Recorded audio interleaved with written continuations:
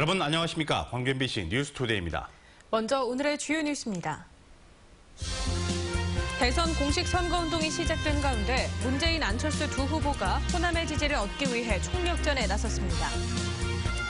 세월호 선내 수색을 위해 삼처의 진입로를 뚫는 방식이 검토되고 있는 가운데 해양수산부가 오늘 수색 계획을 공식 발표할 예정입니다. 금호타이어 매각을 진행 중인 산업은행이 금호아시아나그룹의 컨소시엄 구성 요구를 거부하고 중국 기업의 매각 절차를 밟기로 했습니다. 기아타이거즈가 강력한 선발진과 타선 응집력을 바탕으로 시즌 초반 선두를 질주하고 있습니다. 문재인, 안철수 두 유력한 대권 후보가 공식 선거운동이 시작되자마자 호남에서 격돌하고 있습니다. 안 후보는 첫날부터 광주를 찾았고 문 후보도 오늘 광주를 방문할 예정입니다. 먼저 윤근수 기자가 전해드립니다. 공식 선거운동 첫날 국민의당 안철수 후보는 호남산을 탔습니다. 자동차 부품을 만드는 중소기업과 양동시장을 잇따라 씻어서 경제와 민생을 챙기겠다는 의지를 다졌습니다. 광주 금남로 유세에서는 더 좋은 정권교체를 위해 호남이 압도적으로 지지해달라고 호소하며 문재인 후보와 대립각을 세웠습니다. 더 좋은 정권교체 해야 합니다.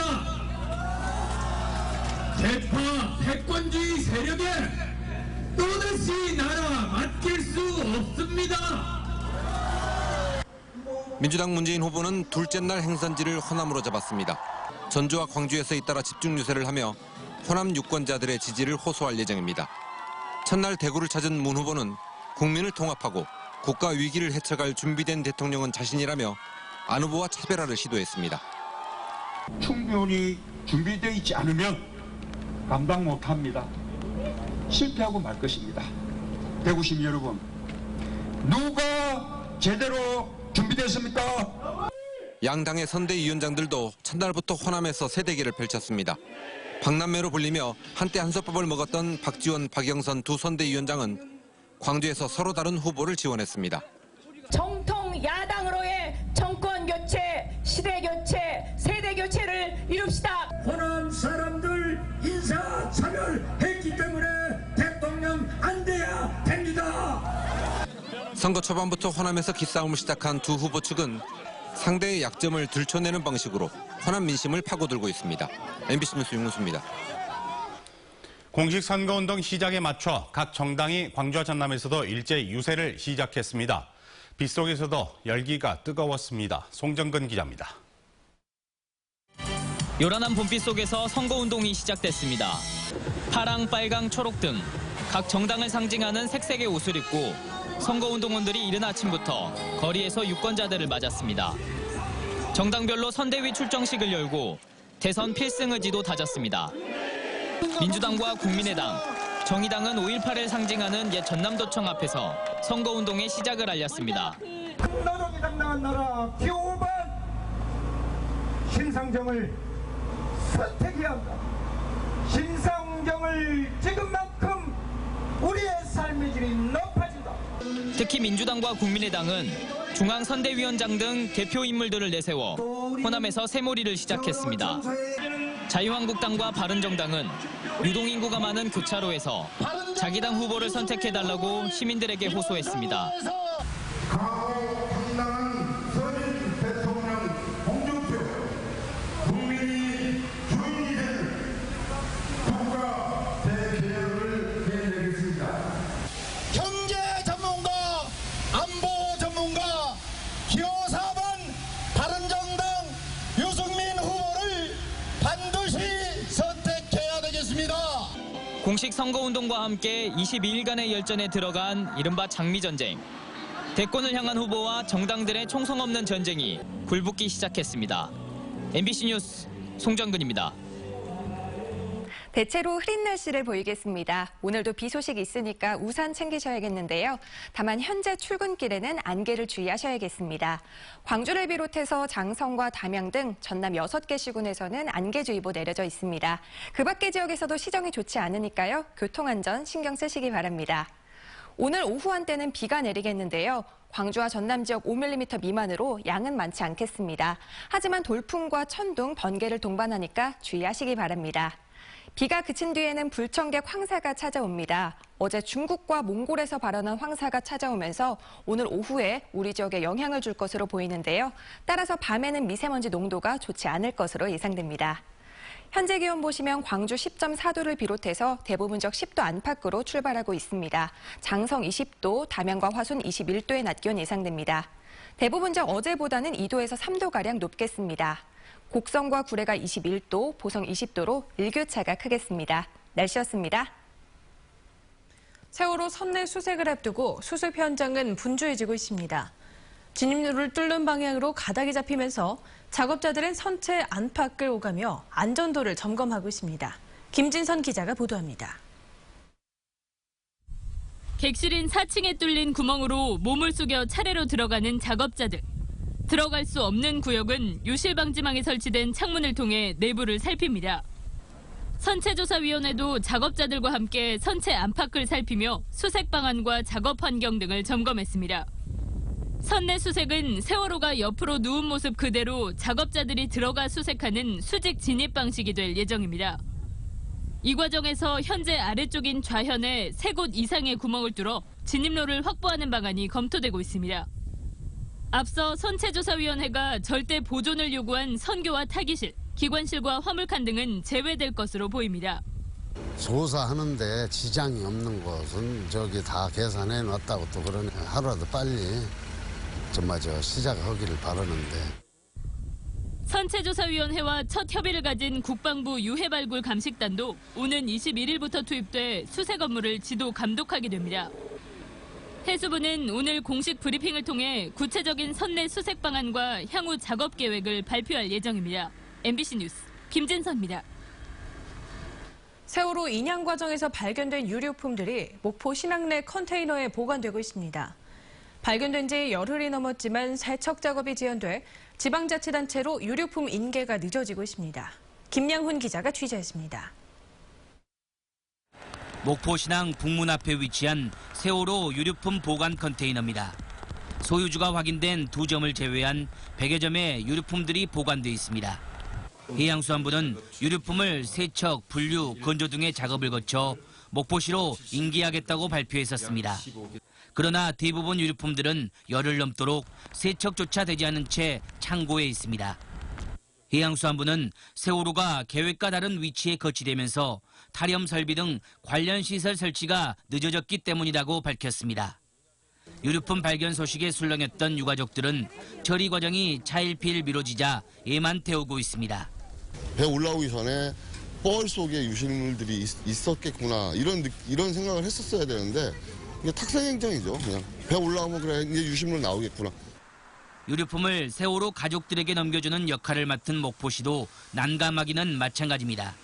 지난 5일 유류품 목록과 사진을 안내하는 홈페이지를 열었지만 아직 인계 물품이 없다는 글만 올라와 있을 뿐입니다.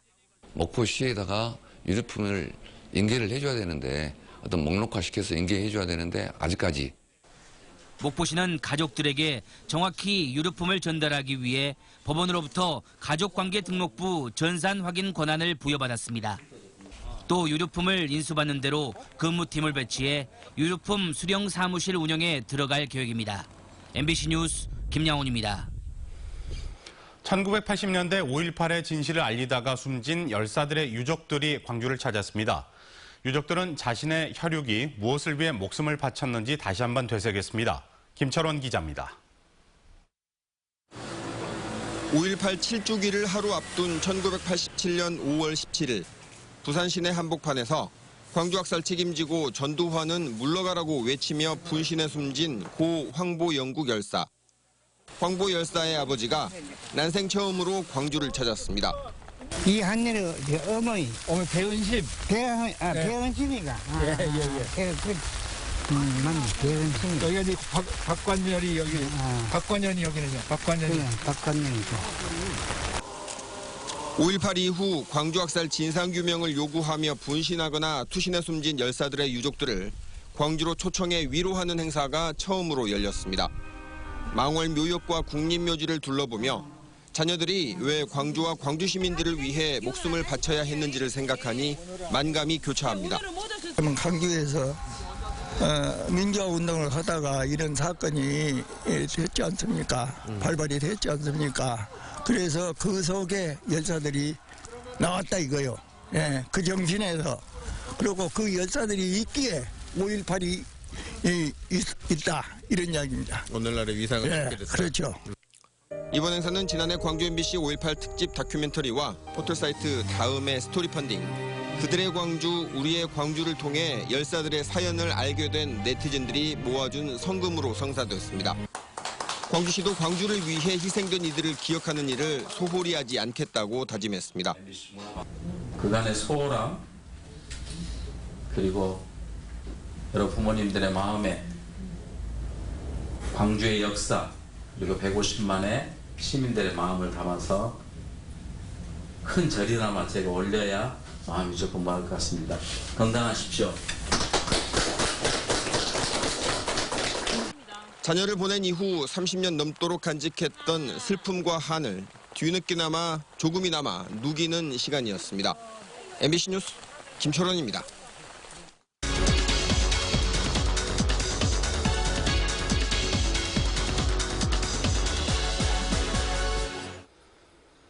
지난해 광주 MBC는 광주 이외 지역에서 5.18의 진실을 외치다 희생된 열사들을 조명했습니다. 포털사이트 스토리 펀딩에도 사연이 연재되면서 많은 시민들의 공감을 얻었는데요. 시민들의 돈이 십시일반 모여 시작된 민족민주열사 유가족 심리치유가 어제부터 진행되고 있습니다. 광주 트라우마센터 오수성 센터장 모시고 그 자세한 이야기 나눠보도록 하겠습니다. 네, 어서 나오십시오. 안녕하십니까. 네, 심리치유 대상인 민족민주열사 유가족들이 어떤 분들인지 먼저 소개를 해주시죠. 예, 85년에서 88년 사이에 서울, 부산 등에서 80년 5월의 진실을 갖다 잊지 말자고 그 분신과 투신을 한 5분의 어떤 그 열사들의 아버지과 형제분들입니다. 모두 6분이 참석하였습니다. 네, 그럼 이분들에게는 어떤 트라우마가 있고 또 치유는 어떤 식으로 진행되는 거죠? 이분들은 자식이나 동생을 잃은 분들입니다.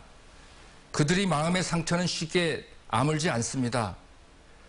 그들은 오랜 시월이 지나면서 사람들로부터 관심에서 잊혀지기 시작했습니다. 스스로 가슴에 묻고 살아가고 있습니다. 트라우마를 입은 사람들은 다른 사람들의 어떤 사회적인 지지가 굉장히 중요합니다. 나만이 이런 고통이 있는 것이 아니라 다른 사람도 같은 고통을 갖고 있다는 것을 공유하는 자체가 치유의 시작입니다. 이번 이들의 만남은 바로 이러한 어떠한 치유의 시작이라고 볼 수 있습니다. 이번에 망월동을 가고 또 항쟁의 장소인 구도청을 같이 갔습니다. 광주가 그들과 함께 한다는 자체만으로도 위안을 받았다고 합니다. 치유는 이제 시작이라고 생각합니다. 네, 이 타 지역에서 5.18의 진상을 알리다가 희생된 분들의 이야기는 그동안 잘 알려지지 않았던 그런 이야기들 아닙니까? 그런데 우리가 이런 분들을 특별히 더 기억해야 될 이유가 있을까요? 80년 이후 5.18 진상을 알리기 위해서 많은 사람들이 희생되었습니다. 네. 그 사람들이 있기에 오늘의 광주가 있다고 생각합니다. 그들의 희생이 씨앗이 되어 사람들이 광주를 잊지 않고 기억할 수 있습니다. 그러나 광주는 이들을 보듬지 못했습니다. 늦었지만 지금이라도 광주가 이들을 보듬고 그들의 아픔을 같이 해야 한다고 생각합니다. 네, 말씀을 들어보니까 민족민주열사 유가족들에 대한 관심도 계속 이어지면 참 좋을 것 같은데요. 네, 관련해서 앞으로의 계획은 뭐가 있을까요? 저희 트라우마 센터는 5.18 당사자뿐만 아니라 80년 이후 민주화를 위해 싸우다 희생된 분의 가족이나 구속 고문 등으로 고통받는 분들의 마음을 어루만지는 치유의 힘을 쏟고자 합니다. 국가폭력에 의한 상처는 상당히 오래갑니다. 그들을 상처를 갖다 치유하는데 저희들은 최선을 다하겠습니다. 네, 앞으로도 계속 애써주시길 바라겠습니다. 오늘 말씀 잘 들었습니다. 고맙습니다. 네, 감사합니다. 컨소시엄을 허용하지 않으면 우선 매수권을 포기하겠다고 밝힌 금호 아시아나그룹의 최후 통첩에 대해 산업은행이 사실상 거부 의사를 밝혔습니다. 채권단과 금호그룹이 강대강으로 맞서고 있는 가운데 향후 매각 작업은 아직도 불투명합니다. 박수인 기자입니다. 금호 아시아나그룹은 닷새 전 산업은행에 최종 공문을 보내 어제까지 컨소시엄 허용과 매매 조건 확정을 요구했습니다. 또 회신이 없을 경우 우선 매수권을 행사하지 않겠다며 사실상 최후 통첩을 보냈습니다. 이에 대해 산업은행은 기존 입장을 되풀이하며 사실상 금호의 요구를 거부했습니다. 우선 매수권 행사 기한이 19일로 확정된 만큼 이 기간 안에 금호 측이 권리를 행사하지 않는다면 이르면 오는 20일부터 중국 더블스타와 본격적인 매각 절차를 밟겠다는 겁니다. 금호 아시아나그룹과 채권단이 정면 충돌하고 있는데 향후 매각 작업은 아직 불투명합니다. 매각 과정에서 금호 상표권 사용과 특허권, 방산부문 정리 등 구체적인 사안에 대해 금호 측이 법적 소송을 제기할 수 있습니다. 또 고용 안정을 요구하는 금호타이어 노조와 중국 매각에 반대하는 협력업체들로 인해 지역 여론이 한층 더 악화될 수 있다는 점도 걸림돌입니다. 무엇보다 대선 주자나 정치권 등에서 반대하고 있는 만큼 차기 정권에서 중국 매각에 제동을 걸 가능성도 배제하기 어렵습니다. 이래저래 금호타이어 매각 작업은 산 넘어 산이 되고 있습니다. MBC 뉴스 박수인입니다. 광주 전남 고용률이 20대는 감소한 반면 고령층은 증가했습니다. 호남지방통계청에 따르면 20대 고용률이 광주의 경우 2014년 53.9%에서 지난해 50.2%로 떨어졌고 전남도 같은 기간에 55.6%에서 52.2%로 하락했습니다. 반면 60대 이상 고용률은 광주가 35.4%에서 37.1%로 전남은 51.3%에서 52%로 상승했습니다. 광주시 산하기관장 1차 공모에 탈락한 인사들이 재공모에서 최종 후보로 선정된 것을 두고 뒷말이 나오고 있습니다. 광주시에 따르면 재공모 절차를 거쳐 광주 도시철도공사 사장 후보로 김성호 현 비상임이사를 선정하고 도시공사 사장 후보로는 박중배 산업인력공단 교수를 선정했습니다. 그러나 두 후보 모두 1차 공모 때도 지원했다가 탈락한 인사들이어서 선정 기준에 일관성이 없다는 비판이 나오고 있습니다. 광주시는 풍영정천에 오염물질을 배출한 것으로 의심되는 업체를 확인하고 조사를 진행하고 있다고 밝혔습니다. 광주시는 어제 낮 풍영정천에 거품이 뜨고 물고기 20여 마리가 폐사했다는 신고를 접수한 뒤 영산강 환경청 등과 합동으로 추적 조사에 나서 의심 업체를 확인했다고 설명했습니다. 또 추가 조사를 통해 오염물질을 무단 배출한 사실이 확인되면 사법기관에 고발할 예정이라고 밝혔습니다.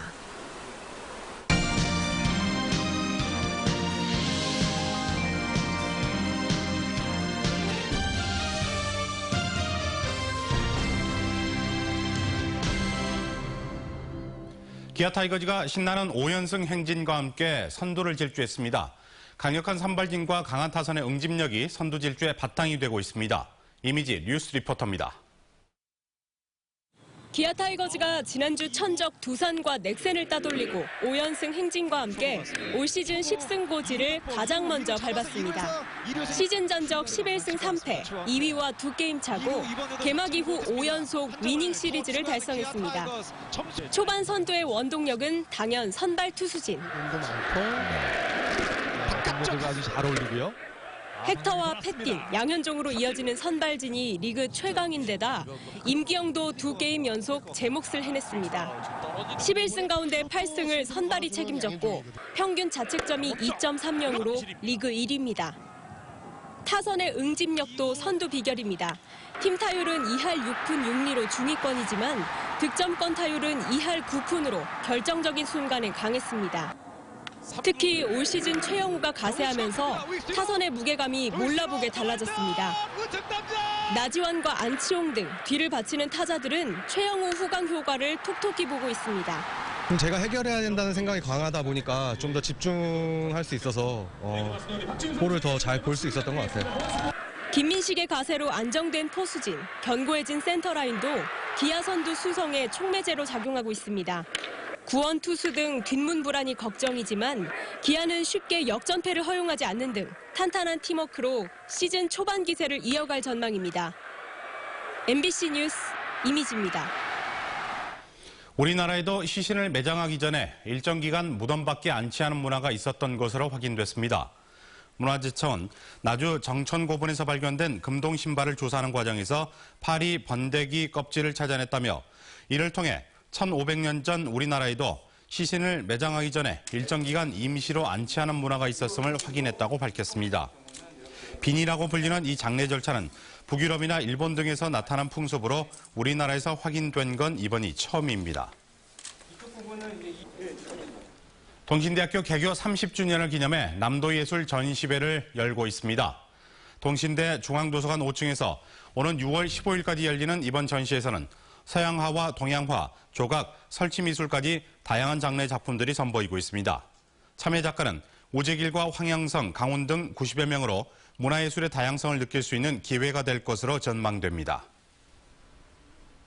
미래창조과학부가 소프트웨어 산업 육성을 위해 대학에 대한 지원을 확대하기로 했습니다. 최영희 미래창조과학부 장관은 소프트웨어는 4차 산업혁명의 근간이라며 앞으로 소프트웨어 중심 대학을 30개까지 확대하겠다고 밝혔습니다. 미래창조과학부는 2015년부터 소프트웨어 중심 대학을 지원해오고 있고 올해는 조선대 등 6개 대학을 지원하는 등 최장 6년 동안 연평균 20억 원을 지원할 예정입니다. 광주시와 해양도시가스 사회복지 공동모금회가 가스 화재 예방을 위해 가스 타이머콕을 무료로 보급하는 내용의 업무 협약을 체결했습니다. 이번 협약에 따라 해양도시가스는 2년간 설치비 1억 원을 기탁하고 광주시의 추천을 받은 돌봄 이후 1,700여 세대에 공동모금회가 타이머콕을 설치하게 됩니다. 가스 타이머콕은 사용자가 미리 지정한 시간에 중간 밸브를 자동으로 잠가 가스를 차단하는 안전장치입니다. 대체로 흐린 날씨를 보이겠습니다. 오늘도 비 소식이 있으니까 우산 챙기셔야겠는데요. 다만 현재 출근길에는 안개를 주의하셔야겠습니다. 광주를 비롯해서 장성과 담양 등 전남 6개 시군에서는 안개주의보가 내려져 있습니다. 그 밖의 지역도 시정이 좋지 않으니까요. 교통안전 신경 쓰셔야겠습니다. 오늘 오후에는 비가 내리겠습니다. 광주와 전남 지역 5mm 미만으로 양은 많지 않겠는데요. 다만 돌풍과 함께 천둥과 번개를 동반하니까 시설물 관리에 주의하시기 바랍니다.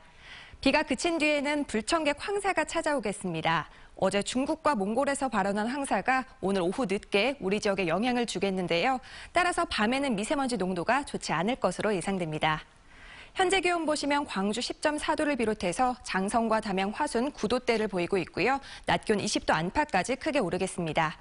대부분 지역 어제보다는 2도에서 3도가량 높을 것으로 예상됩니다. 곡성과 구례 21도, 보성 20도로 일교차가 10도 이상 크게 벌어지겠습니다. 오늘 서해 남부 해상을 중심으로는 바람이 강하게 불고 물결이 높게 일겠고요. 안개가 짙을 것으로 예상됩니다. 절기 고구인 목요일에는 또 한 번의 비 소식이 있겠고요. 그 이후로는 맑은 날씨 이어지겠습니다. 날씨였습니다.